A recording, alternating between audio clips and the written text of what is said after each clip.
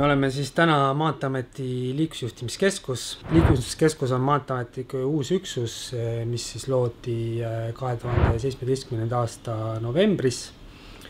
Ja liiklusjuhtimiskeskuse loomise siis eesmärk oli operatiivselt liiklejatele viia nende oluline info ja siis ka vajadusel operatiivselt liiklust ümber korraldada. Operatiivseteks ümberkorraldusteks siis eelkõige on Tallinna-Pärnu Ikla maanteele paigaldatud muutuva teabega liiklusmärgid. Nende abil me siis saame liiklejad vajadusel hoiatada keerulistest tee- ja ilmaoludest, teavitada liiklusõnnetustest, vajadusel liiklust ümber suunata, kui näiteks tee on suletud ning siis Tallinna-Ääsmäe lõigul saame ka vajadusel muuta lubatud piirkiirust. Andmed me siis kogume ka erinevatest allikatest, et liiklusjuhtimise seisukohast võib-olla kõige olulisemad andmed tulevad meil teeilmajaamadest. Kõiki ilmaga seotud parameetrid nagu temperatuur, õhuniiskus, tuulekiirus, muuhulgas ka nähtavus näiteks.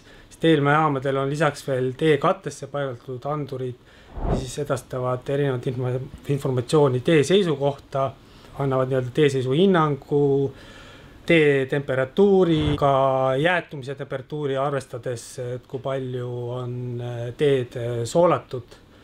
Et see parameetrite hulk on päris suur. Teeolude nägemiseks on tavainimesel kõige mugavam kasutada meie veebiportaali Tark tee, kus siis on toodud ka teeilmajaamade kõik olulisemad parameetrid, samuti saab sealt vaadata teekaamerate pilte.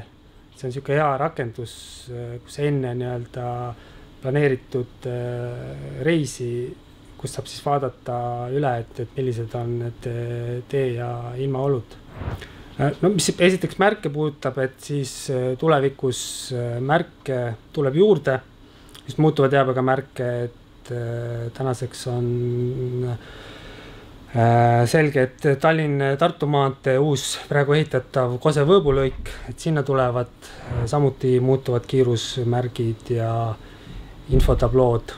Sealt edasi tõenäoliselt me laieneme Tallinna ringteele otsese liiklusjuhtimisega. Nüüd veel lisaks nendel muutuva teabega märkidele, siis tulevikus me näeme, et ka Maanteeametile kuuluvad foorisüsteemid liidetakse tõenäoliselt liiklusjuhtimiskeskusega, et vajadusel näiteks ka oleks võimalus fooriprogramme operatiivselt vastavalt vajadusele muuta.